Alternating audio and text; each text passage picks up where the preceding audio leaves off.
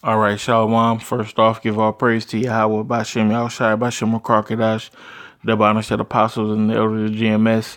Salutes and honors to the elect, all the brothers across the four corners who are enduring, and truth and sincerity in the women and children who follow.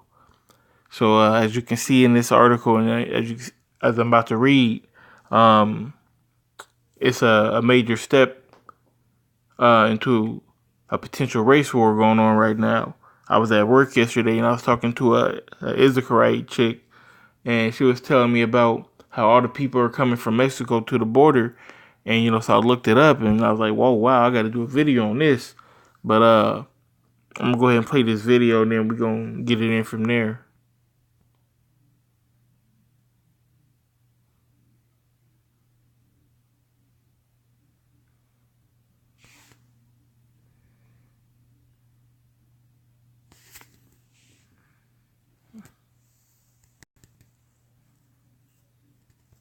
What's inside?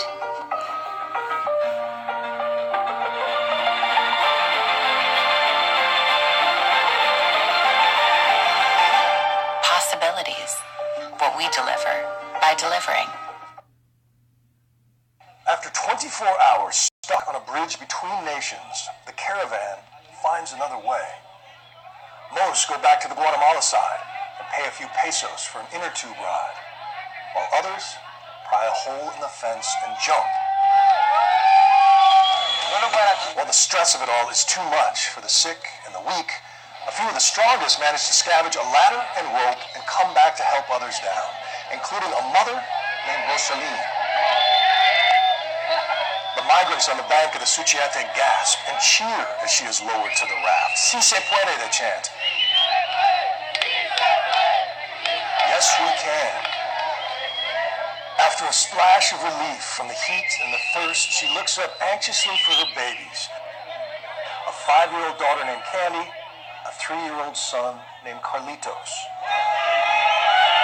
It's stunning to see him here, because the day before, I spotted him playing inside the Mexican gate.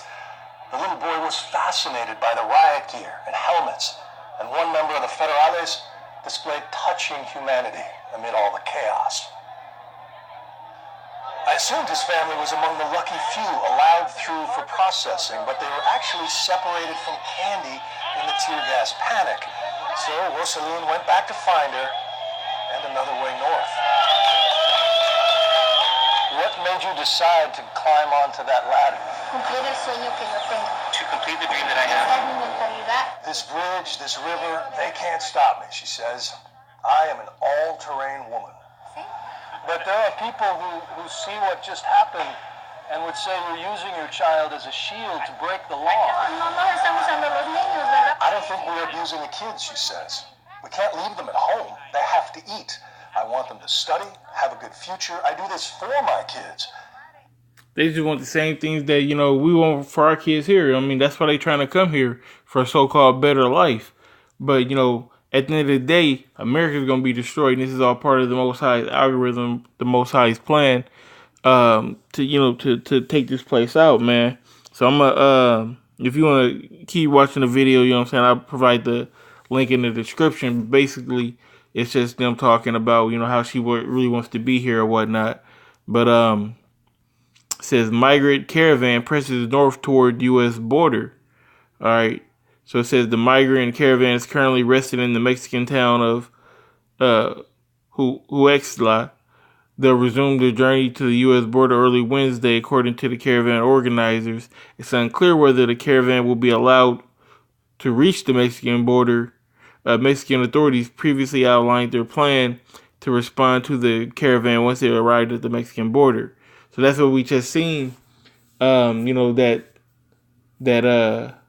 That bridge, but things is gonna get worse, because like I said, man, these people, they're coming, they're on a 2,500-mile journey through Mexico, but they had to go through Honduras. A lot of them had to go through Guatemala, from where coming from where they're from, man. It says this cat left his family and 2 kids behind to come to the U.S. So these people, they coming from a far place. All right, so we're going to get this article real quick. It says, President Trump says that he's considering military options to protect the border. Matter of fact, let me get that part in the video, because he talks about that. I ask you with all my heart, wouldn't your mother do the same for you? You know that President Trump is threatening to use soldiers to keep you out, and he has even separated families. He's taken children like these and away from their mother. You know this. She knows, but says we have faith in God. That's right. He has the final word. You know, Jay, trust in the Lord, you know what I'm saying, at the end of the day. Because we are the people of the Most High, man. Yashala, Princes of the Power. Okay? That's our God, our power. So that's why we may be going off, but we all have a sense of being, you know, children of the Most High in some sense for the most part in our nation. But it says President Trump says he's considering military options to protect the border. President Trump, with senior military commanders in the room Tuesday, said he's considering military options beyond just deploying the National Guard to protect the U.S. border. So, slack it. But let me get this paragraph. It says, as what legally could be done by the military, he said they can do a lot. They're military, right, fellows? So, and then in that sense, what I'm getting from it is he's saying they can use force. So they can't go into the Mexican border, or they can't cross Mexico. But how else would you defend the border by force? You would have to use your weapons. You would have to shoot. And just to give you an idea on how many people are actually trying to make this move, look at that line. This is why they had to cut a hole in the fence, because you can't tell that many people to back up. You know, you can, you know, stop it at a point in time, but you can't say, hey, back up, hey, back up, hey, back up, and then everybody start backing up or moving out the way or whatnot. You know, it's not going to happen. So, I mean, look at these pictures.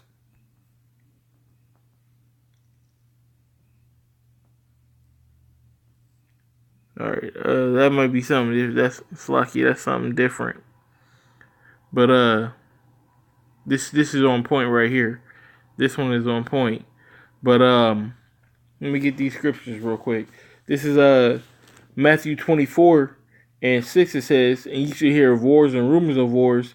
See that ye be not troubled, for all these things must come to pass, but the end is not yet. For nation shall rise against nation, and people against kingdom against kingdom, and there shall be famines and pestilence and earthquakes in diverse places. All these are the beginning of sorrows. So that's what we got to look for, man. These are the beginning of the sorrows, okay? Because that nation against nation is a race war. That's what is bubbling up, a race war. All these people coming toward the border, and you ready to put military force on these people. You know, the Latinos in this country ain't gonna stand for that shit. I seen a video one time. It was a like maybe one or two Hispanics that got, you know, fired from a job, and everybody walked off that job. Everybody walked out. They had to shut the plant down because there wasn't no labor. It wasn't enough labor to get the job done. So, you know, they real life all for one and one for all. This is Isaiah chapter 13. I'll start at 14. It says, and it shall be as a chased road, and as a sheep that no man taketh up. They shall every man turn to his own people, and flee every one into his own land. Every one that is found shall be thrust through, and every one that is joined unto them shall fall by the sword. Now, I know they're coming from a different country to try to come here, but that's not the point that I was getting at, okay? Because at the end of the day, it's talking about everybody being with their own people. Everybody sticking with they kindreds, so to speak. And that's what they're doing. They're united as one, coming as a force to, you know, to make to get that smoke with the U.S. government, basically. Okay, Even though Trump has been talking all this shit about building walls and this, that, and the third, they basically like calling his bluff. Like, all right, you want to keep us out? Keep all of us out. What you gonna do? You gonna shoot all of us? They can't shoot everybody. Basically, that's what they're saying. So anybody that's found with the so-called white man, you on the other side. And any white man found with the Mexicans, you on the other side. This is the essence of a race war. This is the beginning, man. This is what the Most High algorithm has put in store for us. This is where we're at. Okay, so we get this last one. 2nd Ezra 15. And I'll start at verse 14. It says, "Woe to the world and them that dwell therein, for the sword in their destruction draweth nigh, and one people shall stand up to fight against another, and swords in their hands." Okay? So it's simple, man. One people fighting against another with swords in their hands. One people being the Latinos coming from, Latin America, Central America, and you have the so-called white man who runs this country, and they got swords in their hands, which is the modern day gun, ready to pull triggers, ready to lay anybody down. So that's where we at with it, man. And if you can't see this, then the Lord ain't working with you.